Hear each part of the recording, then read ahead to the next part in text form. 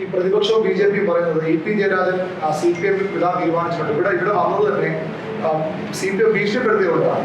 ഒരു കാരണവശാലും ഭയപ്പെടേണ്ട, ഇത് സംരക്ഷിക്കാമെന്ന് സുരേന്ദ്രൻ പറയുന്നുണ്ട്. ഇ.പി. ജയരാജൻ സംരക്ഷിക്കും. ഒരു കാര്യം കൂടി, ഇവിടെ പാലക്കാട് തന്നെ സുരേന്ദ്രൻ്റെ നേരെ നടക്കാൻ പറ്റുമോ? പാലക്കാട് അസംബ്ലി മണ്ഡലത്തിൽ ഗ്രൂപ്പ് തമ്മിൽ സുരേന്ദ്രൻ ഇവിടുന്ന് അടി കിട്ടുമെന്ന് പറയാൻ പറ്റുമോ? ആ സുരേന്ദ്രനാണ് ഇത് പറയുന്നത്. ഇവിടെ ഗ്രൂപ്പായിട്ട് അടിയും പിടിയും നടക്കല്ലേ? അവിടെ ശാഖയിൽ ഇപ്പം അടി നടക്കല്ലേ? RSSന്റെ ശാഖയിൽ ഇതിന്റെ പേര് അടി നടക്കല്ലേ? സുരേന്ദ്രൻ ഇവിടെ സ്ഥാനാർത്ഥിയാകാൻ പുറപ്പെട്ടായില്ല. കൃഷ്ണകുമാറുമായിട്ട് അടി നടക്കല്ലേ? BJPക്കകത്ത് തന്നെയാണ് ഈ അടി നടന്നുകൊണ്ടിരിക്കുന്നത്. കോൺഗ്രസിനകത്തോ മുരളീധരനെ സ്ഥാനാർത്ഥിയാക്കുമെന്ന് പറഞ്ഞു. മുരളീധരനെ സ്ഥാനാർത്ഥിയാക്കിയില്ല. മുരളീധരൻ അസംതൃപ്തിയുമായി നടക്കുകയല്ലേ? ഇതാണ് കോൺഗ്രസിനകത്തും BJPക്കകത്തും ഉള്ളത്. ഇവർ രണ്ടും ഇവിടെ പരാജയപ്പെടും. മാസങ്ങളായി എഴുതാൻ തുടങ്ങിയിട്ട് ഒരു പ്രസിദ്ധീകരണക്കാരോടും ഞാനിത് ആർക്കും കൊടുത്തിട്ടില്ല.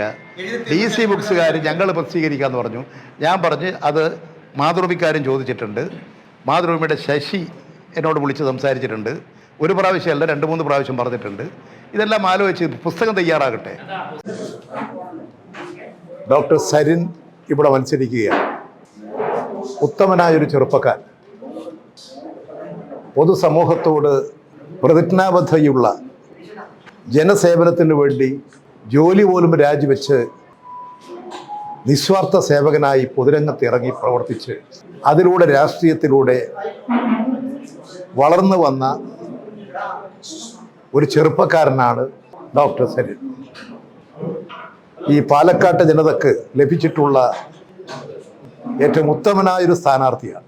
പഠിക്കുന്ന കാലത്ത് സമർത്ഥനായ വിദ്യാർത്ഥി, മിടുക്കനായി പഠിച്ചു വളർന്നു, ഒരിടത്തരം കർഷക കുടുംബത്തിൽ ജനിച്ചു വളർന്നു, ഡോക്ടറായി, ആതുര ശുശ്രൂഷ രംഗത്ത് സേവനമർപ്പിക്കാനുള്ള മനോഭാവത്തോടു കൂടിയിട്ടാണ് MBBS ഡോക്ടറാവാൻ അദ്ദേഹം കോഴിക്കോട് മെഡിക്കൽ കോളേജിൽ മെറിറ്റിൽ അർഹതയിൽ അനുമതി ലഭിച്ച് കൃത്യസമയത്ത് തന്നെ കോഴ്സ് പൂർത്തിയാക്കി ഡോക്ടറായി പുറത്തിറങ്ങി. ഡോക്ടറായി പുറത്തിറങ്ങുന്ന കാലഘട്ടത്തിലും ഈ സമൂഹത്തിൻ്റെ വ്യത്യസ്തമായ മേഖലകളിൽ ഡോക്ടറുടെ എല്ലാ തരത്തിലുള്ള കഴിവുകളും പ്രകടിപ്പിച്ചുകൊണ്ടിരുന്നു. വിദ്യാർത്ഥിയായിരുന്ന കാലത്ത് മെഡിക്കൽ കോളേജിലും എല്ലാ വിദ്യാർത്ഥികളുടെയും അംഗീകാരം നേടിയെടുക്കാൻ കഴിഞ്ഞിട്ടുള്ള ഒരു പ്രിയങ്കരനായ വിദ്യാർത്ഥിയായിരുന്നു. അധ്യാപകരും വിദ്യാർത്ഥികളും പൊതുസമൂഹവും ഏറ്റവും അധികം സ്നേഹിച്ച ഒരു വിദ്യാർത്ഥിയായിരുന്നു ഡോക്ടർ സരിൻ. അതാണ് അദ്ദേഹത്തിൻ്റെ വിദ്യാർത്ഥി ജീവിത കാലഘട്ടം. MBBS കഴിഞ്ഞതിന് ശേഷം അദ്ദേഹം സിവിൽ സർവീസ് ആഗ്രഹിച്ചു. അതിൻ്റെ വഴികളിലൂടെ സഞ്ചരിച്ചു. അക്കൗണ്ട്സ് ജനറൽ മാനേജരായിട്ട് അദ്ദേഹം സേവനം നടത്തി. ഉയർന്ന തസ്തികയിൽ ജോലി ചെയ്ത് ഏതാണ്ട് ഒരു 5-6 വർഷക്കാലം വലിയ ശമ്പളം വാങ്ങി ജീവിച്ചു. പക്ഷെ അദ്ദേഹം അപ്പോഴും ജനങ്ങളോടൊപ്പമായിരുന്നു. അദ്ദേഹം അന്ന് ജനസേവനത്തിൻ്റെ വഴികളാണ് ചിന്തിച്ചത്. അങ്ങനെ തോന്നിയപ്പോൾ അദ്ദേഹത്തിൻ്റെ ചുറ്റുപാടിൻ്റെയും മറ്റ് സാഹചര്യത്തിൽ അദ്ദേഹം രാഷ്ട്രീയത്തിൽ ഇടതുപക്ഷ രാഷ്ട്രീയമല്ല സ്വീകരിച്ചത്. പക്ഷെ അദ്ദേഹത്തിൻ്റെ മനസ്സ് കൃഷിക്കാരോടും തൊഴിലാളികളോടും ഒപ്പമായിരുന്നു. ഇടതുപക്ഷ മനസ്സായിരുന്നു. ആ ഇടതുപക്ഷ മനസ്സുമായി അദ്ദേഹം കടന്നുപോയി. അങ്ങനെ ആ സേവന രംഗത്ത് പ്രവർത്തിച്ച് അദ്ദേഹം പൊതുരംഗത്ത് നിറഞ്ഞു നിൽക്കുന്ന അവസരത്തിലാണ് ഇവിടെ പാലക്കാട് അസംബ്ലി നിയോജക മണ്ഡലത്തിൽ തെരഞ്ഞെടുപ്പ് വരുന്നത്. ഏതാണ്ട് ഒരു 5-6 വർഷക്കാലം പ്രവർത്തിച്ച് വലിയ ശമ്പളം വാങ്ങി ജീവിച്ചിരുന്ന ഒരു ഉയർന്ന ഉദ്യോഗസ്ഥൻ, ഒരു ഡോക്ടർ, ഏത് രംഗത്തും പണമുണ്ടാക്കണമെങ്കിൽ പണമുണ്ടാക്കാനുള്ള സാഹചര്യമുള്ള ഒരു ഉന്നതനായ വ്യക്തിത്വമുള്ള ഒരു വ്യക്തി അത് രാജിവെച്ച് രാഷ്ട്രീയത്തിൽ പ്രവർത്തിക്കുന്നത് ഏറ്റവും അപൂർവമായ ഒരു സംഭവമാണ്. അങ്ങനെ പ്രവർത്തിച്ചുകൊണ്ട് രാഷ്ട്രീയത്തിൽ വന്ന അദ്ദേഹം വിശ്വസിച്ച രാഷ്ട്രീയത്തിൽ സത്യസന്ധതയും നീതിയും ലഭിക്കുന്നില്ല എന്ന് ബോധ്യമായി. അദ്ദേഹം വിശ്വസിച്ച കോൺഗ്രസ് പാർട്ടി വർഗീയ ശക്തികളുമായി കൂട്ടുചേരുകയാണ്. ഗാന്ധിജിയുടെ ആശയങ്ങളും ആദർശങ്ങളും നിഷ്പ്രഭമാക്കിക്കൊണ്ട് വ്യക്തി താല്പര്യങ്ങളുടെ പിന്നാലെയും സാമ്പത്തിക താല്പര്യങ്ങളുടെ പിന്നാലെയും കോൺഗ്രസും അതിൻ്റെ നേതാക്കളും സഞ്ചരിക്കുന്നു. രാജ്യത്തിൻ്റെ പുരോഗതി അവർക്കൊരു പ്രശ്നമേ അല്ല. അങ്ങനെയുള്ള നിലപാട് സ്വീകരിച്ച് പ്രവർത്തിച്ചതിൻ്റെ ഫലമായി വല്ലാത്ത തരത്തിൽ അദ്ദേഹം കോൺഗ്രസ് രാഷ്ട്രീയത്തോട്, വലതുപക്ഷ രാഷ്ട്രീയത്തോട് വിയോജിപ്പ് പ്രകടിപ്പിച്ചു. ആ വിയോജിപ്പിൽ നിന്നാണ് അദ്ദേഹം ഇടതുപക്ഷ പ്രസ്ഥാനങ്ങളിലേക്ക് കടന്നു വരുന്നത്. തീർച്ചയായും ഇടതുപക്ഷ പ്രസ്ഥാനങ്ങൾ, വിശിഷ്യ കമ്മ്യൂണിസ്റ്റ് പാർട്ടി, മാർക്സിസ്റ്റ്, ഈ തെരഞ്ഞെടുപ്പ് ഘട്ടത്തിൽ ഏറ്റവും യോഗ്യനായ, ഈ മണ്ഡലത്തിൽ മത്സരിക്കാൻ ഏറ്റവും അർഹതയുള്ള, ജനസേവന പാരമ്പര്യമുള്ള, ജനങ്ങളിൽ ജീവിതമർപ്പിക്കാൻ പ്രതിബദ്ധതയോടുകൂടി വൻ ശമ്പളം ലഭിക്കുന്ന ജോലി ഉപേക്ഷിച്ച് പൊതുരംഗത്ത് പ്രവർത്തിച്ച ആ നല്ല ചെറുപ്പക്കാരനെ ഇവിടെ സ്ഥാനാർത്ഥിയാക്കി ഈ തെരഞ്ഞെടുപ്പ് പോരാട്ടത്തിൽ അണിനിരത്തുകയാണ്. ഈ നാടിൻ്റെ സമഗ്ര മേഖലയിലും പാലക്കാടിൻ്റെ സമഗ്ര മേഖലകളിലും വികസന മുരടിപ്പാണിപ്പോൾ. ആ വികസന മുരടിപ്പിനെ മാറ്റിമറിച്ച് വികസനോന്മുഖമായൊരു പാലക്കാട്, ഇവിടെ കാർഷിക മേഖല, നഗരമേഖലകൾ, അതുപോലെ തന്നെയുള്ള മറ്റ് ജനവാസ മേഖലകൾ, ഇവിടെയെല്ലാമുള്ള പിന്നോക്കാവസ്ഥ പരിഹരിച്ചുകൊണ്ട് ഈ പാലക്കാടിനെ ഐശ്വര്യസമ്പുഷ്ടമാക്കാൻ മനസ്സിൽ ഒരുപാട് പ്രതീക്ഷകൾ വെച്ചുകൊണ്ട്, ഒരുപാട് ആശയങ്ങൾ വെച്ചുകൊണ്ട്, ഒരുപാട് ആശയങ്ങൾ ക്രമീകരിച്ചുകൊണ്ട് തൻ്റെ വിദ്യാഭ്യാസ കാലഘട്ടത്തിലും തുടർന്ന് നേടാൻ കഴിഞ്ഞിട്ടുള്ള ആധുനിക സാങ്കേതിക വിദ്യയുടെ പരിജ്ഞാനം ഒരു പ്രതിഭാശാലിയായി ഉയർന്നു വന്ന് ആ പ്രതിഭയിലൂടെ ഈ പാലക്കാട് പ്രദേശത്തെ ഏറ്റവും മെച്ചപ്പെട്ട നിലയിൽ ഉയർത്തിക്കൊണ്ടുവരാനുള്ള ഒരു പരിശ്രമത്തിലാണ് അദ്ദേഹത്തിൻ്റെ രാഷ്ട്രീയ പ്രവർത്തനം നാടിൻ്റെ നന്മയ്ക്ക് വേണ്ടിയിട്ടുള്ളതാണ്. സ്ഥാനമാനങ്ങൾക്ക് വേണ്ടി പിന്നാലെ നടന്ന് സ്ഥാനമാനങ്ങൾ നേടുക എന്നുള്ളതല്ല. ജനസേവനം, മനുഷ്യൻ്റെ വേദനകൾ മനസ്സിലാക്കുക, സ്ത്രീകളും കുട്ടികളും വിദ്യാർത്ഥികളും യുവാക്കളും അനുഭവിക്കുന്ന വേദനകൾ നേരിട്ട് കണ്ട് ആ വേദനകൾക്ക് ആശ്വാസം കൊടുക്കാൻ ഒരു ഡോക്ടറെ പോലെ, ഒരു രോഗിയോടുള്ള ഒരു ഡോക്ടറെ പോലെ തന്നെ അദ്ദേഹം ഈ സമൂഹത്തിൻ്റെ തന്നെ ചികിത്സയ്ക്ക് വേണ്ടി ഈ സമൂഹത്തെ മാറ്റിമറിക്കാൻ ഒരു ഡോക്ടറുടെ, ഒരു മനുഷ്യൻ്റെ രോഗനിർണയത്തിലും അതിനെ പരിഹരിക്കാനുള്ള ചികിത്സ എന്നതുപോലെ ഈ സമൂഹത്തിൽ നിലനിൽക്കുന്ന തെറ്റായ പ്രവണതകളെ മാറ്റിമറിച്ച് ഒരു പുതിയ നാടാക്കി മാറ്റാൻ, ഒരു പുതിയ പാലക്കാട് സൃഷ്ടിച്ചെടുക്കാൻ തൻ്റെ മുൻഗാമികളെല്ലാം ഉപേക്ഷിച്ചു പോയ പല സ്ഥാനമാനങ്ങളും വഹിച്ചെങ്കിലും നാട് പഴയതുപോലെ തന്നെ നിൽക്കുന്നു. അതിനെ മാറ്റിമറിക്കാനുള്ള ഒരു പുതിയ പാലക്കാട് സൃഷ്ടിച്ചെടുക്കാനുള്ള വലിയ പ്രതീക്ഷയോട് കൂടിയിട്ടാണ് ഡോക്ടർ സരിൻ ഈ നിയോജക മണ്ഡലത്തിൽ ജനവിധി തേടുന്നത്. തീർച്ചയായും പാലക്കാട്ടെ ജനതയുടെ ഒരു മഹാഭാഗ്യമായിട്ടാണ് ഞാൻ കാണുന്നത്. ഇവിടെ സരിൻ ജയിക്കും. സരിൻ ജയിക്കേണ്ടത് ജനങ്ങളുടെ ആവശ്യമാണ്, ഈ നാടിൻ്റെ പുരോഗതിക്ക് ആവശ്യമാണ്, ഇവിടുത്തെ കർഷക ജനസാമാന്യത്തിന് ആവശ്യമാണ്. ഇവിടുത്തെ വിദ്യാർത്ഥികളും യുവാക്കളും സ്ത്രീകളും എല്ലാം ആഗ്രഹിക്കുന്നത് സരിൻ ജയിക്കണം, ജയിച്ചു വരണമെന്നാണ്. ആ ദൗത്യം നിർവഹിക്കാൻ പാലക്കാട് നിയോജക മണ്ഡലത്തിലെ വോട്ടർമാർക്ക് സാധിക്കും എന്നാണ് ഞാൻ പ്രതീക്ഷിക്കുന്നത്. സരിനെ വിജയിപ്പിക്കാൻ ഉത്തമനായൊരു പൊതുസേവകൻ, ജീവിതത്തിൽ ജനസേവനത്തിന് മാതൃകയായി പ്രവർത്തിച്ചുകൊണ്ടിരിക്കുന്ന ഒരു നല്ല ചെറുപ്പക്കാരൻ ഇവിടെ ജനവിധി നേടുകയാണ്. അതുകൊണ്ട് എല്ലാവരുടെയും സഹകരണങ്ങളും സഹായങ്ങളും ഉണ്ടാകണം. തെരഞ്ഞെടുപ്പ് രാഷ്ട്രീയ മത്സരമാണെങ്കിൽ പോലും ആ രാഷ്ട്രീയം ജനങ്ങൾക്ക് വേണ്ടിയിട്ടുള്ളതാണ്. ആ ലക്ഷ്യബോധത്തോടു കൂടി എല്ലാ പാർട്ടിയിലും പെട്ട ജനങ്ങൾ ചിന്തിക്കും, എല്ലാ പാർട്ടിയിലും പെട്ട ജനങ്ങൾ ഡോക്ടർ സരിന് വോട്ട് ചെയ്യും എന്ന് തന്നെയാണ് ഞാൻ പ്രതീക്ഷിക്കുന്നത്. വലിയ പ്രതീക്ഷയാണ് പാലക്കാട് മണ്ഡലത്തിലെ ജനങ്ങൾ വെച്ചു പുലർത്തുന്നത്. പാലക്കാട് ജനതയുടെ ആഗ്രഹം സഫലീകരിക്കും എന്നാണ് എനിക്കും മനസ്സിലാക്കാൻ കഴിഞ്ഞിട്ടുള്ളത്. നിങ്ങൾ മാധ്യമക്കാരുടെ എല്ലാം സഹായങ്ങളും സഹകരണങ്ങളും ഈ കാര്യത്തിൽ ഉണ്ടാകുമെന്ന് ഞാൻ പ്രതീക്ഷിക്കുകയാണ്.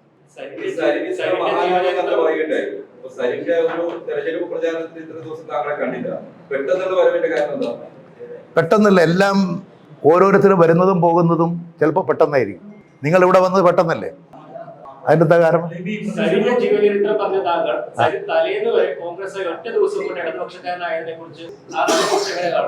കോൺഗ്രസ്സുകാരനായിരുന്നു. അദ്ദേഹത്തിന്റെ മനസ്സ് ഒരു ഇടതുപക്ഷ മനസ്സായിരുന്നു. അങ്ങനെയാണ് പലരും ഇടതുപക്ഷത്തോടൊപ്പം വന്നിട്ടുള്ളത്.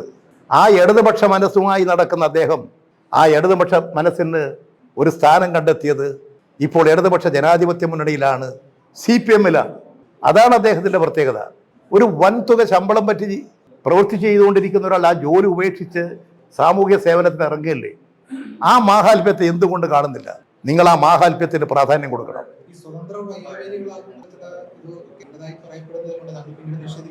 എല്ലാവരുടെയും സഹായവും സഹകരണവുമാണ് വേണ്ടത്. അതാണ് അദ്ദേഹത്തിന്റെ മനസ്സ്. ഒരു സങ്കുചിത വലയത്തിനകത്തല്ല, വിശാലമായ ഒരു മനസ്കതയുടെ ഉടമയാണ് അദ്ദേഹം. എല്ലാ പാർട്ടിയിലും പെട്ടവരും ഒരു പാർട്ടിയിൽപ്പെടാത്തവരും എല്ലാ ജാതിമത വിശ്വാസികളും എല്ലാവരും സഹായിക്കുന്ന, എല്ലാവരും പിന്തുണ നൽകുന്ന ഒരു സ്ഥാനാർത്ഥിയായിട്ടാണ് അദ്ദേഹം കാണുന്നത്. അതുകൊണ്ട് തന്നെയാണ് സ്വതന്ത്ര സ്ഥാനാർത്ഥിയായി മത്സരിക്കുന്നത്.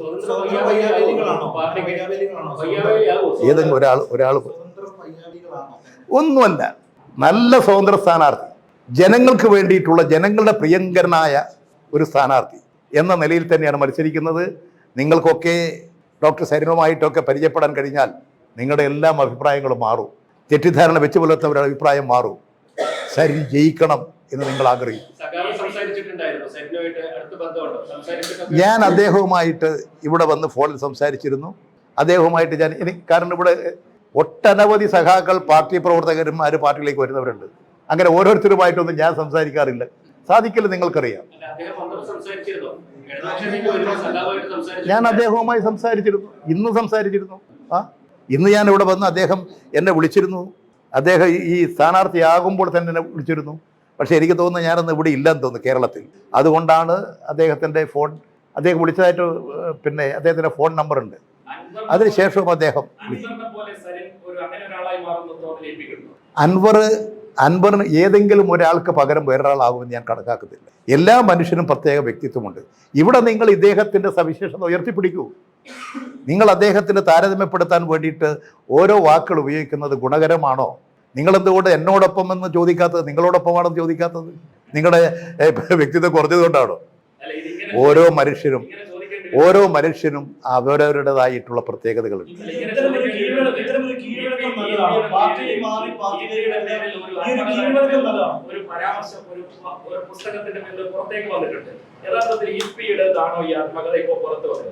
എൻ്റെ ആത്മകഥ ഞാൻ ഇപ്പോഴെഴുതിക്കൊണ്ടിരിക്കുകയാണ്. അത് പൂർത്തിയായനില്ല. ഇന്നലെ രാവിലെയാണ് കണ്ടത്. ഇന്നലെ 10:30 ഞാൻ എഴുതിക്കൊണ്ടിരിക്കുന്ന എൻ്റെ പുസ്തകത്തിൻ്റെ പ്രകാശനം. നിങ്ങൾക്കതിൽ എന്തെങ്കിലും സംശയം തോന്നിയോ? പ്രസാദനം? എൻ്റെ പുസ്തകം, ഞാൻ എഴുതിക്കൊണ്ടിരിക്കുന്ന പുസ്തകം, ഞാനല്ലേ അത് പ്രസിദ്ധീകരിക്കേണ്ടത്. ഞാൻ എഴുതിക്കൊണ്ടിരിക്കുകയാണത്. അതെങ്ങനെയാ പ്രസിദ്ധീകരിക്കുക? ഇന്നലെ 10:30 ഞാൻ ഒരാൾക്കും അതിൻ്റെ പ്രസാധന ചുമതല കൊടുത്തിട്ടില്ല. എൻ്റെ അടുത്ത് പല പ്രസാധകരും വന്നിരുന്നു, DC ബുക്സുകാർ വന്നിരുന്നു, മാതൃഭൂമി ബുക്കിൻ്റെ ആളുകൾ വന്നിരുന്നു. പക്ഷേ അത് സംബന്ധിച്ച തീരുമാനം ആയിട്ടില്ല എന്ന് തന്നെ അവരോട് പറഞ്ഞിട്ടുണ്ട്. ഏതെങ്കിലും ഒരാൾ ചോദിക്കും,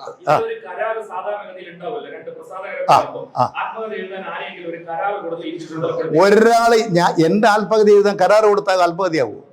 നിങ്ങൾ ആദ്യം ധരിക്കേണ്ടത് ഞങ്ങളൊക്കെ ആത്മകഥ എഴുതുമ്പോൾ അവരവർ തന്നെ എഴുതുക. ഇതാരെങ്കിലും കൂലിക്കെഴുതിക്കുന്ന പരിപാടിയൊന്നും ഞങ്ങൾക്കില്ല. ഞാനാണ് എഴുതുന്നത്. ഞാൻ എഴുതി കഴിഞ്ഞാൽ എൻ്റെ ഹാൻഡ് റൈറ്റ് വളരെ മെച്ചപ്പെട്ട ഹാൻഡ് റൈറ്റ് അല്ല, ഒന്ന് മനസ്സിലാക്കുക.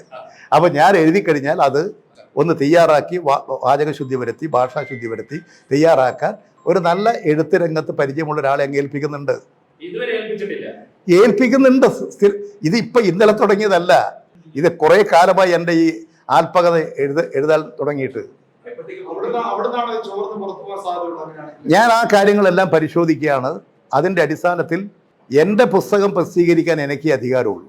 ഞാൻ ആരെയും ചുമതലപ്പെടുത്തിയിട്ടില്ല. ഒരു DC ബുക്കും പിന്നെ ഞാൻ പ്രസിദ്ധീകരിക്കാൻ അധികാരപ്പെടുത്തിയിട്ടില്ല, ചുമതല കൊടുത്തിട്ടില്ല. ഇതിലിപ്പോൾ എൻ്റെ ബുക്കിൻ്റെ പേജിൽ അതിൻ്റെ കവർ പേജ് പോലെ എന്താണെന്ന് എനിക്കറിഞ്ഞുകൂടാ. ഇന്നലെയാണ് കാണുന്നത്.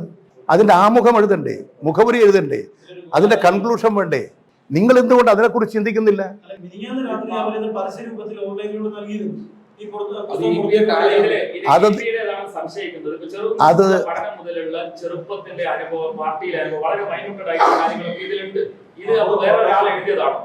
ഞാൻ എഴുതുന്നതാണ് എൻ്റെ ആത്മകഥ.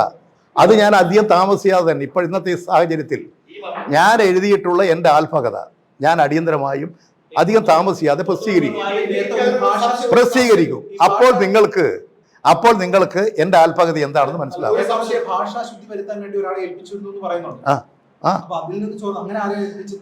സാധാരണഗതിയിൽ എൻ്റെ അങ്ങനെ ചോർന്നു പോകാൻ സാധ്യതയുള്ള ഒരാളല്ല.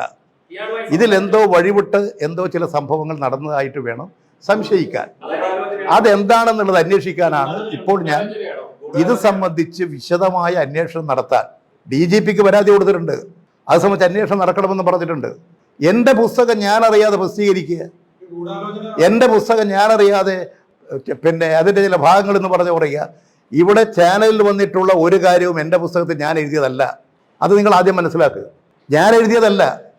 എങ്ങനെയാണ് ഇത്തരത്തിൽ വന്നത്?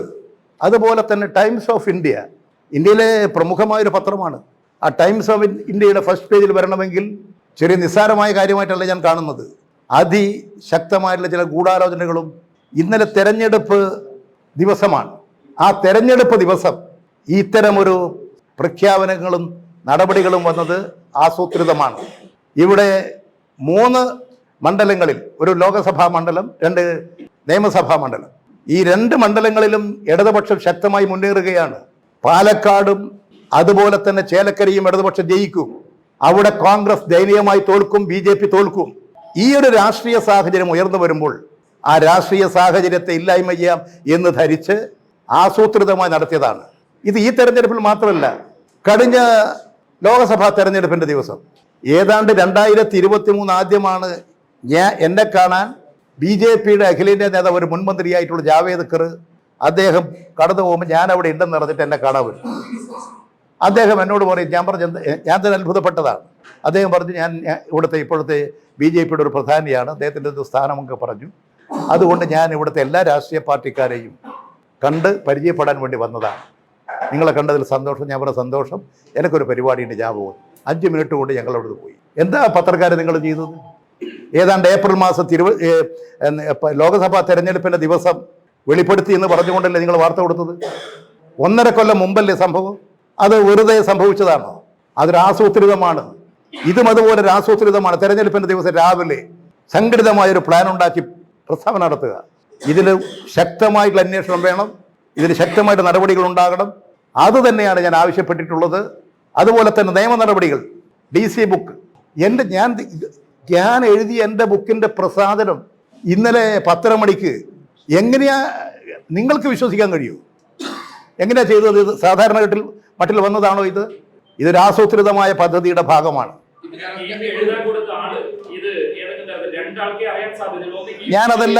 ഞാനതെല്ലാം പരിശോധിക്കുകയാണ്. ഒരു കാര്യം, DC ബുക്സിന് എൻ്റെ പുസ്തകത്തിൻ്റെ ഭാഗം എന്ന പേരിൽ തന്നെ പ്രസിദ്ധീകരിക്കാൻ എന്താ അവകാശം? ഞാൻ അവരെ അധികാരപ്പെടുത്തിയിട്ടുണ്ടോ? എന്ത് കരാറ്? ഞാൻ പറയട്ടെ, ഞാൻ ഈ പുസ്തകം എഴുതി പൂർത്തിയാക്കിയില്ല. അതിൻ്റെ ആകെ വന്നതിന് ശേഷമുള്ള വായന നടന്നു കഴിഞ്ഞിട്ടില്ല. അതിൽ പല തെറ്റുകളോ തിരുത്തലുകളോ വേണമെന്ന് പോലും നോക്കിയിട്ടില്ല. ഞാനെടുത്ത് കണ്ടു. ഞാനെടുത്ത് കാണുന്നത് ഞാൻ എവിടുന്ന് കാണാൻ? ഒരു ക്ലാരിറ്റിക്ക് വേണ്ടിയാണ്. അതായത് ഈ പുറത്തു വന്ന വാർത്തകളിൽ വന്ന ഒരു കാര്യവും ജയരാജൻ എഴുതാത്തതാണോ, അല്ലെ കുറച്ചു ഭാഗം മാത്രം? ഈ നിങ്ങൾ ഇന്നലെ ചാനലിൽ പ്രക്ഷേപണം നടത്തിയ എല്ലാ കാര്യവും എനിക്ക് അറിഞ്ഞുകൂടാ. അതാണ് ഞാൻ കണ്ടത്. അതുകൊണ്ടാണ് ഞാൻ പറയണത്. ഇനി എന്തെങ്കിലും ഉണ്ടോ എന്നുള്ളത് വായിച്ചാലേ പറയാൻ പറ്റൂ. എൻ്റെ പുസ്തകത്തിൻ്റെ പേരിൽ എന്ത് അടിസ്ഥാനത്തിലാണ് ഇങ്ങനെ പ്രസിദ്ധീകരിക്കുന്നത്? ആ പറഞ്ഞിരിക്കുന്ന ഒരു കാര്യവും ഞാൻ എഴുതിയതല്ല. എങ്ങനെ വന്നു? ഒരു കാര്യം നിർത്തി ചോദിച്ചോട്ടെ. അങ്ങനെയാണെങ്കിൽ ഈ അങ്ങയുടെ പുസ്തകം പ്രകാശനം ചെയ്യുന്ന പ്രസാദനം ചെയ്യുന്നു എന്ന് പറഞ്ഞ് പുറത്തിറങ്ങുന്നു എന്നാണ് പറയുന്നത്. പ്രസാദനം ചെയ്യുന്നു എന്ന് പറഞ്ഞ് DC ഒരു ഫേസ്ബുക്ക് പോസ്റ്റ്, അവരുടെ Twitter ഹാൻഡിലും ഫേസ്ബുക്ക് ഹാൻഡിലും ഒക്കെ ഇടുന്നുണ്ട്. അത് ജയരാജനെ ടാഗ് ചെയ്തിട്ടുണ്ട്. ജയരാജന്റെ പേരിനോടുകൂടി ആ പേജിനോടുകൂടി ടാഗ് ചെയ്തിട്ടുണ്ട്. എന്നിട്ട് ജയരാജൻ അറിഞ്ഞിട്ടില്ല. ടാഗ് ചെയ്തിട്ടുണ്ട്. എവിടെ? ഇൻസ്റ്റാഗ്രാം അയ്യോ, ഫേസ്ബുക്കിലൊക്കെ കൃത്യമായി പറഞ്ഞിട്ടാണ് ജയരാജന്റെ പുസ്തകം പറഞ്ഞിട്ടാണ്. അത് ആരെങ്കിലും ഇൻസ്റ്റാഗ്രാമിലോ ഫേസ്ബുക്കിലോ കൊടുത്താൽ ഞാൻ ഉത്തരവാദി? ഞാൻ എവിടെ നിന്ന് അറിയുന്നത്?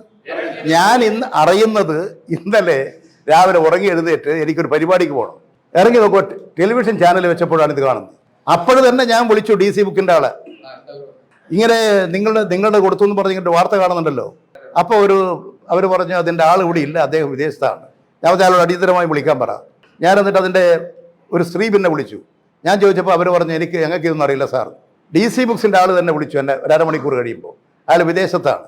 ഞാൻ ചോദിച്ചു എങ്ങനെയാണ് നിങ്ങൾ ഞാൻ എഴുതിക്കൊണ്ടിരിക്കുന്ന പുസ്തകത്തിൻ്റെ ഭാഗമെന്ന് പറഞ്ഞിട്ട് നിങ്ങൾ ഇത്തരത്തിൽ വാർത്ത കൊടുത്തത്? അപ്പോൾ അയാൾ പറഞ്ഞു ഞാൻ അറിഞ്ഞിട്ടില്ല, ഞാൻ പരിശോധിക്കുക, അത് കോട്ടയത്ത് നിന്നായിരിക്കും. പിന്നെ പരിശോധിച്ചിട്ടില്ല, എന്നോട് പറഞ്ഞിട്ടില്ല. ഞാൻ കൊടുക്കാത്ത കാര്യം ഞാനിതിനാ ചോദിക്കേണ്ട കാര്യം. എന്ത് കാര്യത്തിന്? എൻ്റെ ഞാൻ കരാർ കൊടുക്കാത്ത ഞാൻ അയാളോട് ചോദിക്കണോ? അതിനല്ലേ ഞാൻ ചോദിച്ചത്. ഞാൻ അയാളോട് നിങ്ങൾ കരാർ എന്തിനോട് ചോദിക്കണോ?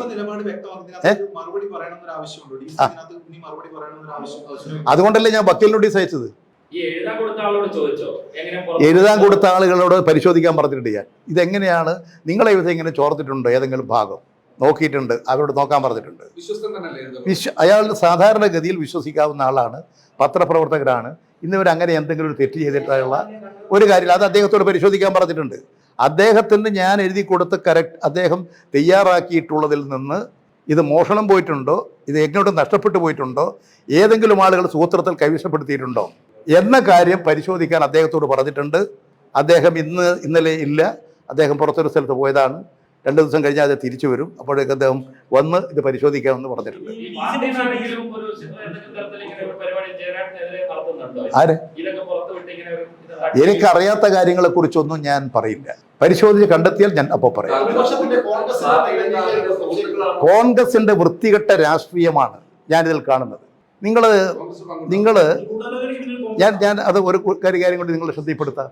മെനിഞ്ഞാന്ന് പിന്നെ ഇവിടെ ഒരു കുഴൽപ്പണം പിടിച്ചില്ലേ, എന്ത് പറഞ്ഞിട്ട് ഒരു 20 ലക്ഷം. ആ വാർത്ത എങ്ങനെയാ 24 മാതൃഭൂമി കൊടുത്ത എങ്ങനെയാ, എന്താ കൊടുത്തത് നിങ്ങൾ കണ്ടോ? എൻ്റെ പേരിലെ അച്ചടിച്ച് വന്നത്. അത് അനിൽ അക്കരയുടെ ആരോപണം ഇങ്ങനെ പറഞ്ഞാൽ കൊടുക്കുമോ? അനിൽ അക്കരയോട് എന്താ തെളിവുള്ളത് ചോദിച്ചോ? അല്ല, അനിൽ അക്കരയോട് ചോദിച്ചോ? അനിൽ അക്കരയുടെ ആരോപണം അയാൾ പറയും, അനിൽ അക്കരയുടെ ആരോപണം അയാൾ പറയുമ്പോൾ നിങ്ങൾ കൊടുത്തു. പിന്നെ നിങ്ങൾ അടിച്ചു കൊടുത്തില്ലേ? EP ജയരാജനാണ്, എന്താ അയാളുടെ പേര്, സാജെന്നോ അയാളെ അയച്ചതെന്ന്? എത്ര തെറ്റായ വാർത്തയാണ് നിങ്ങൾ കൊടുത്തത്? ഞാൻ ചോദിക്കുന്നത് എത്ര തെറ്റായ വാർത്തയാണ് കൊടുത്തത്? എങ്ങനെ കൊടുക്കുക? ജയരാജൻ ഇപ്പൊ പറയുന്നു അങ്ങനെ ആരോപണം ഉന്നയിച്ചു അനിലക്കരക്കെതിരെ മഹാരാഷ്ട്ര കേസ് കൊടുക്കുക. MR മുരളിന്റെ പടമായിരുന്നു എന്ന് പറഞ്ഞിരുന്നു. MR മുരളിക്ക് ഒരു ബന്ധമുണ്ടെന്ന് പറഞ്ഞു. അതെ, നിങ്ങൾ ഇങ്ങനെ വാർത്ത കൊടുക്കുന്നതാണ്. എനിക്കതിൽ ഒന്നേ ഉള്ളൂ, നിങ്ങൾ അങ്ങനെ വാർത്ത കൊടുക്കലാണ് പത്രധർമ്മം എന്നാണ് നിങ്ങൾ ധരിച്ചതെങ്കിൽ, ഞാൻ പറയുന്നത് നിങ്ങൾ ധരിച്ചതെങ്കിൽ, ഞാൻ നിങ്ങളുടെ പേരിൽ ഇപ്പോൾ ആരോപണം ഉന്നയിച്ച് നിങ്ങൾ കൊടുക്കുമോ? ഈ ആരോപണം ഉന്നയിക്കുന്നവർക്ക് ഒരു നിലവാരം വേണം. ഇത് കോൺഗ്രസ് അല്ലേ അയാള്? അപ്പൊ കോൺഗ്രസ് എന്തിനാ ഈ ആരോപണം ഉന്നയിച്ചത്? അവർ കള്ളപ്പണവുമായി നടക്കുകയാണ്. ഞാൻ പറയട്ടെ അവര് കള്ളപ്പണവുമായി നടക്കുകയാണ്, വോട്ട് പിടിക്കാൻ, വോട്ട് വാങ്ങാൻ. ഒന്ന്. രണ്ടാമത്തെ കാര്യം, വ്യാജ ഐഡന്റിറ്റി കാർഡ്, തെരഞ്ഞെടുപ്പ് കമ്മീഷന്റെ സീലും ഒപ്പും വെച്ചുകൊണ്ടുള്ള ഐഡന്റിറ്റി കാർഡ് എത്രമാത്രം കള്ളവോട്ടാണ് ചേർത്തിരിക്കുന്നത്. നേരത്തെ തന്നെ കള്ളവോട്ട് മറ്റു മണ്ഡലത്തിൽ ഇപ്പോൾ വോട്ടിൽ തെരഞ്ഞെടുപ്പില്ലല്ലോ, അവിടെ നിന്ന് കോൺഗ്രസ് ഐക്കാർ 100 കണക്കിന് ആളുകളെ കൊണ്ടുവന്ന് കള്ളവോട്ട് ഇവിടെ ചേർത്തു. അങ്ങനെ കള്ളവോട്ട് ചേർത്തിട്ട് ഇവിടെ വോട്ട് ചെയ്യാൻ കഴിയുന്നതാണോ? ഒരു കള്ളവോട്ടുകാരന് ഇവിടെ വോട്ട് ചെയ്യാൻ കഴിയില്ല. ശക്തമായ നിലപാട് സ്വീകരിക്കും. ഇങ്ങനെ ഈ മണ്ഡലത്തിൽ ഇല്ലാത്ത കുറേ ആളെ മറ്റു മണ്ഡലത്തിൽ നിന്ന് കോൺഗ്രസ് ഐക്കാർ ഇവിടെ കൊണ്ടുവരിക, കള്ളവോട്ട് ചേർക്കുക, കള്ളപ്പണം ഒഴുക്കുക, ആ പണവും ബാഗും കൊണ്ട് നടക്കുക, സ്ഥാനാർത്ഥി തന്നെ പണം വിതരണത്തിന് നടക്കുക. എന്താണ് തെരഞ്ഞെടുപ്പിനെ അട്ടിമറിക്കല്ലേ ഇത്?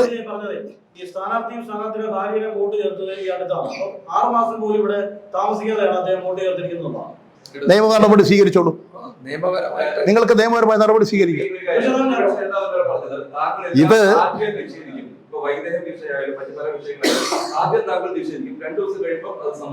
ഞാൻ സമ്മതിക്കാറൊന്നുമില്ല. നിഷേധിച്ചത് തന്നെ. അത് നിങ്ങൾ വ്യാഖ്യാനിച്ചുകൊണ്ട് അങ്ങനെ വരുത്തരുത്. ഞാൻ ഏത് കാര്യം അങ്ങനെ നിഷേധിച്ചത് പറഞ്ഞോളൂ. ഏതാ വൈദേഹം എന്നാ? രാജീവ് ചന്ദ്രശേഖരൻ എന്താ അതിലുള്ളത്? രാജീവ് ചന്ദ്രശേഖരൻ എന്താ നിങ്ങൾ മനസ്സിലാക്കിയത് പറ? എന്താ അതിലുള്ളത്? രാജീവ് ചന്ദ്രശേഖരനും അതുമായിട്ട് എന്താ ബന്ധം? നിങ്ങൾ മനസ്സിലാക്കണം. ഇതാ നിങ്ങൾ ധരിച്ചു വെച്ചിരിക്കുന്നത്. അല്ല, ഞാനിത് കേട്ടെ. ഇതാ നിങ്ങൾ ധരിച്ചു വെച്ചിരിക്കുന്നത്. ഇത് വെച്ചിട്ടാണ് നിങ്ങൾ സമീപിക്കുന്നത്. ആദ്യം നിങ്ങൾ ഈ കാര്യങ്ങൾ മനസ്സിലാക്കൂ. തെറ്റുകൾക്കെതിരായിട്ട് നിലപാട് സ്വീകരിക്കൂ. DC-യുമായിട്ട് ഒരു കരാറുമില്ലെന്ന് മാത്രമല്ല, ഞാനിത് കൊടുക്കാൻ തീരുമാനിച്ചിട്ടില്ലെന്ന്. കൊടുത്തു. അല്ല, ഇന്നലെ കൊടുത്തിട്ടല്ലേ ഉള്ളൂ. കൊടുക്കുമ്പോൾ തന്നെ നടപടിയിലേക്ക് വരാൻ കഴിയുമോ? ഒരു നടപടി ക്രമമില്ലേ? അത് അവരോട് ചോദിക്കണം. അത് നിങ്ങൾ അവരോട് ചോദിച്ചാൽ മതി.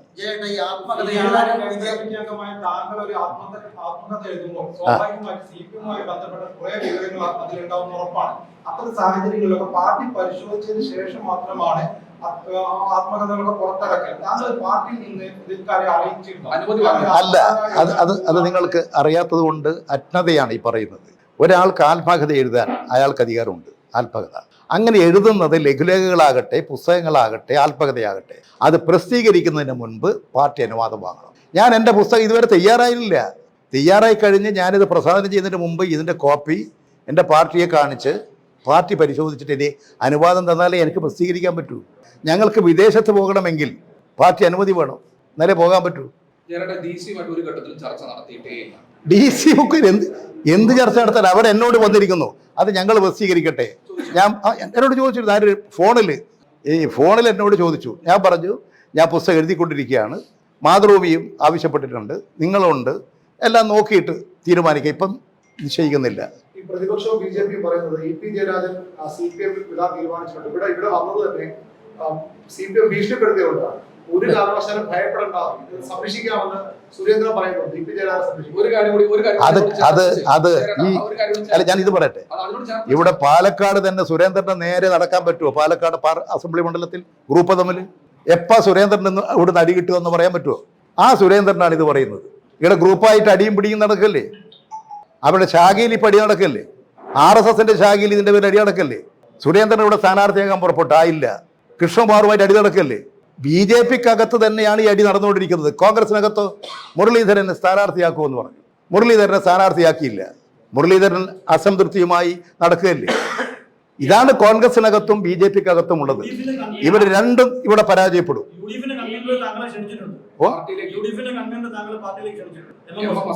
അതൊക്കെ മാനസിക രോഗം ഉണ്ടാവും. ഈ ആത്മകഥയിൽ ഒരു ആസൂത്രണം ഉണ്ടായി എന്ന് പറയുന്നത് ഇപ്പൊ വന്നത് ഇതിൽ ആരുണ്ട് എന്നാണ് താങ്കൾ കരുതുന്നത്? പാർട്ടിക്ക് അകത്തുള്ള ആളാണോ പുറത്തുള്ള ആളാണോ ഒരു ആസൂത്രണം? ഇത് ഞാൻ നിങ്ങൾ ഒരു പ്രാവശ്യം അത് ചോദിച്ചു, അതിന് ഞാനൊരു മറുപടിയും പറഞ്ഞു. ഈ കാര്യങ്ങളെല്ലാം പരിശോധിച്ച് വ്യക്തത വരുത്തിയാലേ എനിക്ക് പറയാൻ പറ്റും. ആരാണെന്നുള്ളത് അന്വേഷിച്ചാലല്ലേ പറയാൻ പറ്റൂ സുഹൃത്തെ.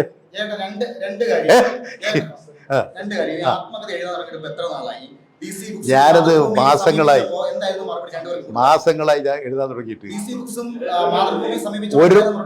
ഒരു പ്രസിദ്ധീകരണക്കാരോടും ഞാനിത് ആർക്കും കൊടുത്തിട്ടില്ല. DC ബുക്സുകാർ ഞങ്ങൾ പ്രസിദ്ധീകരിക്കാന്ന് പറഞ്ഞു. ഞാൻ പറഞ്ഞ് അത് മാതൃഭൂമിക്കാരും ചോദിച്ചിട്ടുണ്ട്, മാതൃഭൂമിയുടെ ശശി എന്നോട് വിളിച്ച് സംസാരിച്ചിട്ടുണ്ട്. ഒരു പ്രാവശ്യമല്ല 2-3 പ്രാവശ്യം പറഞ്ഞിട്ടുണ്ട്. ഇതെല്ലാം ആലോചിച്ച് പുസ്തകം തയ്യാറാകട്ടെ. പിന്നെന്താ, ഞാൻ എൻ്റെ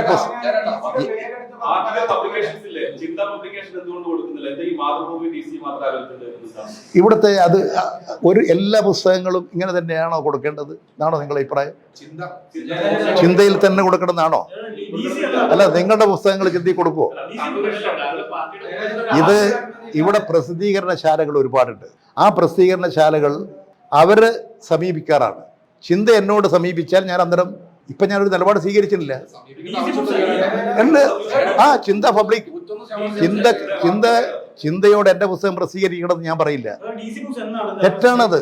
എൻ്റെ പുസ്തകം പ്രസിദ്ധീകരിക്കണമെന്ന് അവരോട് ഞാൻ പറയില്ല, ഒരാളോടും പറയില്ല. ഞാൻ ഒരു പുസ്തകം തയ്യാറാക്കുന്നു, ആ പുസ്തകം പ്രസിദ്ധീകരിക്കാൻ ഞങ്ങൾക്ക് അവസരം തരണം എന്ന് മാതൃഭൂമി ചോദിക്കുന്നു, DC ബുക്സ് ചോദിക്കുന്നു. അത് ചിന്ത ചോദിച്ചാൽ ഞാൻ അന്നേരം അത് ആലോചിച്ചിട്ട് നിലപാട് പറയും. ഈ പ്രസിദ്ധീകരണം DC നടത്തുന്നതാണ്, അവരാണ് ആദ്യം അറിയിച്ചത്.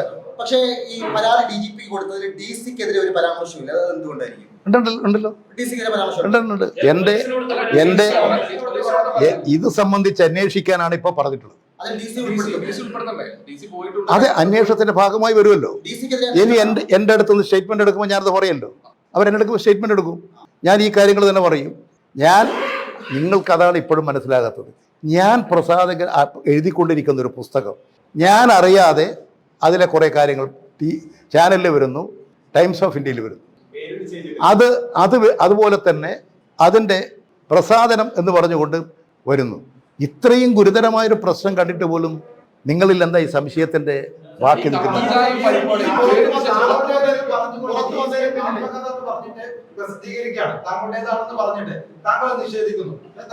താങ്കളുടെ എനിക്ക് മനസ്സിലായി, നിങ്ങൾ പറഞ്ഞു മനസ്സിലായില്ല. താങ്കളുടെ ആത്മകഥയുടെ ഭാഗങ്ങൾ ആണെന്ന് പറഞ്ഞിട്ട് DC ഒരു FB കുറിപ്പിടുന്നുണ്ട്, താങ്കൾ ഉടൻ പ്രസിദ്ധീകരിക്കുന്നു പറഞ്ഞിട്ട്. അവർക്കെന്താ അതിന്റെ അധികാരം? പക്ഷേ താങ്കൾ നിഷേധിക്കുന്നു. DC-ക്ക് ഞാൻ അങ്ങനെ കരാർ കൊടുത്തിട്ടില്ല, പ്രസിദ്ധീകരിക്കാൻ DC ഏൽപ്പിച്ചിട്ടില്ല എന്ന് താങ്കൾ പരസ്യമായി പറയുന്നു. DC-ക്കെതിരെ ഇപ്പൊ താങ്കളെയും പാർട്ടിയെ വലിയ പ്രതിരോധത്തിലാക്കുന്ന രീതിയിൽ ഒരു Facebook കുറിപ്പിട്ടിട്ട് പോലും DC-ക്കെതിരെ എന്തുകൊണ്ട് പരാതി കൊടുക്കുന്നില്ല? ഇതാ ഇന്നലെ വക്കീൽ നോട്ടീസ് കൊടുത്തത് അവർക്കാ. നിങ്ങൾ ഇത് മനസ്സിലാക്കാത്തോണ്ടാണ്. വക്കീൽ നോട്ടീസ്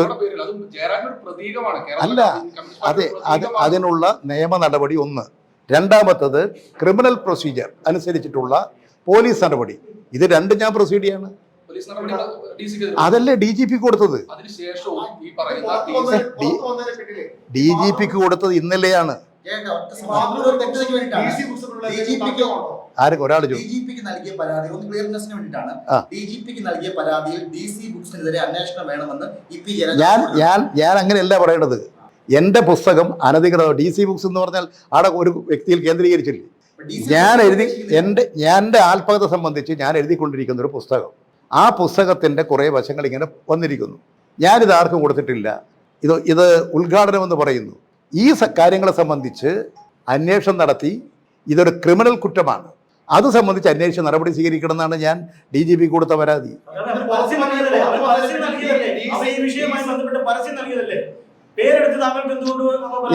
എൻ്റെ ബുക്കിന്റെ പരസ്യം കൊടുക്കാൻ നിങ്ങൾക്ക് എന്താ അധികാരം? ഞാൻ അതാണ് നിയമ നടപടികൾ ചെയ്തത്.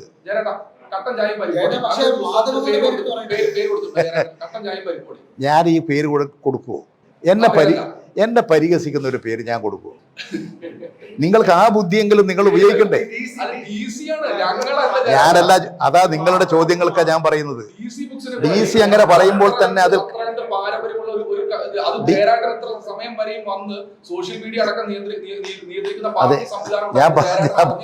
ഞാൻ പറഞ്ഞു വരുന്നത് DC അല്ല, DC ബുക്സ് എല്ലാ കാര്യം പറഞ്ഞാലും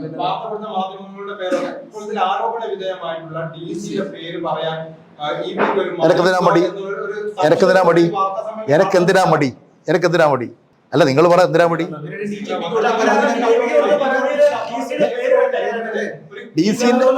ഞാനൊരു പരാതി കൊടുക്കുന്നത് വസ്തുതാപരമായി എൻ്റെ അറിവുകൾ വെച്ചുകൊണ്ട് കൊടുക്കുകയാണ്. അതിന് 2 വഴിയാണ്. ഒന്ന് നിയമ നടപടി, അത് DC ബുക്സിൻ്റെ ആൾക്ക് നോട്ടീസ് അയച്ചു കഴിഞ്ഞു, ലീഗൽ നോട്ടീസ് അയച്ചു കഴിഞ്ഞു. മറ്റേത് ക്രിമിനൽ പ്രൊസീജിയർ അനുസരിച്ച് ഞാനറിയാതെ ഞാൻ എഴുതിക്കൊണ്ടിരിക്കുന്ന പുസ്തകം, ആ പുസ്തകം പ്രസിദ്ധീകരിക്കണമെങ്കിൽ ഒരുപാട് പ്രോസസ്സ് ഉണ്ട്. അതെല്ലാം കഴിഞ്ഞിട്ടേ പ്രസിദ്ധീകരിക്കാൻ പറ്റൂ.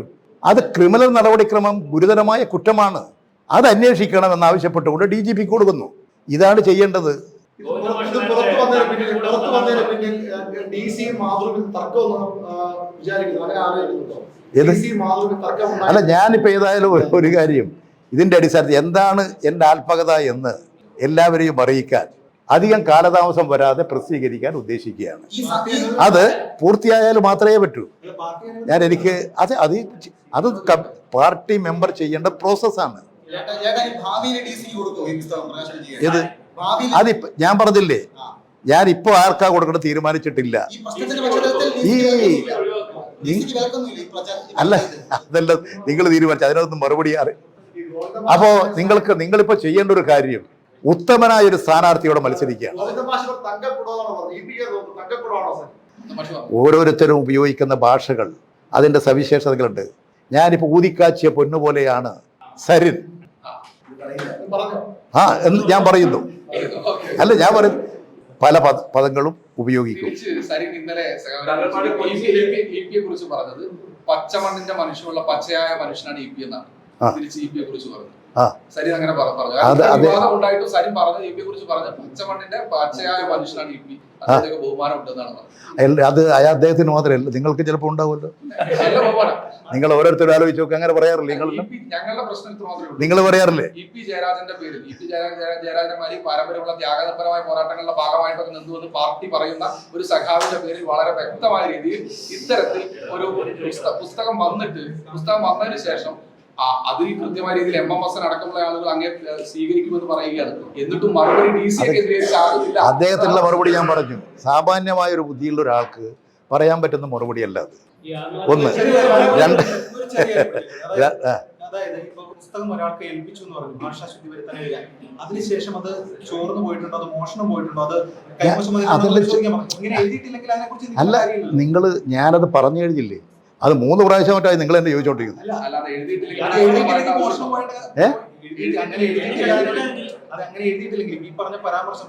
ഒരു കാര്യം എനിക്ക് ഉറപ്പിച്ച് പറയാൻ കഴിയും, ഈ ടെലിവിഷനിൽ വന്നിട്ടുള്ള ചാനലുകളിൽ വന്നിട്ടുള്ളതെല്ലാം ഞാൻ എഴുതിയ പുസ്തകത്തിലുള്ളതല്ല. എനിക്ക് പറയാൻ പറ്റുന്ന കാര്യം അതാണ്. അതിൻ്റെ ഇപ്പോൾ വന്നു എന്ന് പറയുന്ന പേജുകളും ബുക്കുകളൊന്നും ഞാൻ കണ്ടതുമല്ല. ഞാൻ എഴുതിക്കൊണ്ടിരിക്കുന്ന പുസ്തകങ്ങൾ ഞാനിങ്ങനെ ഓരോ പോർഷനായിട്ട് എല്ലാം എഡിറ്റ് ചെയ്ത് തയ്യാറാക്കി വെക്കാൻ ചുമതലപ്പെടുത്തി അങ്ങനെ നടന്നുകൊണ്ടിരിക്കുന്നു. അത് മുഴുവൻ വന്നു കഴിഞ്ഞാൽ ഞാനത് വായിച്ച് അതിനകത്ത് വല്ല തിരുത്തലുകൾ വേണമെങ്കിൽ അതൊക്കെ വരുത്തി അത് ആരെ പ്രസിദ്ധീകരിക്കാൻ ഏൽപ്പിക്കണം എന്ന് ആലോചിച്ച് കൊടുക്കും. ഈ ആത്മാർത്ഥിക്ക് താങ്കൾ എന്തെങ്കിലും പേര് മനസ്സിലുണ്ടോ? ഇല്ല മനസ്സിൽ കണ്ടില്ല. അത് ആലോചിച്ച് ചെയ്യേണ്ട കാര്യങ്ങളാണ്. വിശ്വസ്തനാരാണ് ഏൽപ്പിച്ചത് പറയാൻ കഴിയും. അതുപോലെ നിങ്ങൾക്ക് വിശ്വസരാണ്. അദ്ദേഹത്തെ നിങ്ങൾ വധിക്കാൻ പുറപ്പെടുക പാർട്ടി വിശദീകരണം നേടുമെന്ന് പറഞ്ഞ വാർത്തകൾ ജയരാജനോട് തികച്ചും അടിസ്ഥാനരഹിതമാണ്. നിങ്ങൾ കൊടുക്കുന്ന പല വാർത്തകളും തെറ്റാണ്. ഈ രണ്ടാം പിണറായി സർക്കാർ എങ്ങനെയുണ്ട്? ആ നല്ല ഗവൺമെന്റാണ്. നിങ്ങൾ കേരളത്തെ ഒരു പുതിയ കേരളമാക്കുകയാണ്. ഇന്ന് കേരളത്തിൽ നടക്കുന്ന പോലെ വികസനം എവിടെയാണ് നടക്കുന്നത്? ഈ കേരളത്തിന്റെ ഗ്രാമമേഖല മുഴുവൻ നോക്കുക, ഒരു പുതിയ ഉണർവല്ലേ. ഇവിടെ പാലക്കാട് നെൽകൃഷിക്കാരുടെ നാടാണ്, നെല്ലറയുടെ നാടാണ്. ഇവിടെ കൃഷിക്കാർ കഴിഞ്ഞ വർഷം 12,000 മെട്രിക് ടൺ നെല്ലാണ് സംഭരിച്ചത്. ഈ വർഷം 15,000 മെട്രിക് ടൺ നെല്ല് സംഭരിച്ചു. ആ നെല്ല് സംഭരിച്ച് കൃഷിക്കാർക്ക് മുഴുവൻ കാശ് കൊടുക്കുന്നു. ഇനി പാലക്കാടിന്റെ പിന്നോക്കാവസ്ഥ പരിഹരിക്കണം. സരിൻ ജയിച്ചു വന്നാൽ ഈ പാലക്കാട് ഒരു പുതിയ പാലക്കാടായിരിക്കും. ഇവിടെ ആശുപത്രികളും സ്കൂളുകളും കോളേജുകളും റോഡുകളും പാലങ്ങളും അതുപോലെ ടൗൺ ഹാളുകളും കൺവെൻഷൻ സെന്ററുകളും വിശാലമായ സാംസ്കാരിക കേന്ദ്രങ്ങളും കളിസ്ഥലങ്ങളും നമ്മുടെ നാട്ടിലെ പാവപ്പെട്ടവർക്ക് ചികിത്സാ സൗകര്യങ്ങളൊക്കെ വളരെ വേഗം ലഭ്യമാകാൻ കഴിയുന്ന തരത്തിൽ ഉയർന്ന നിലവാരത്തിലുള്ള മെഡിക്കൽ കോളേജുകൾ എല്ലാം സ്ഥാപിച്ചുകൊണ്ട് ഈ പാലക്കാട് ഒരു തിലകക്കുറിയാക്കി മാറ്റും. അതിനുവേണ്ടി നിങ്ങളെല്ലാം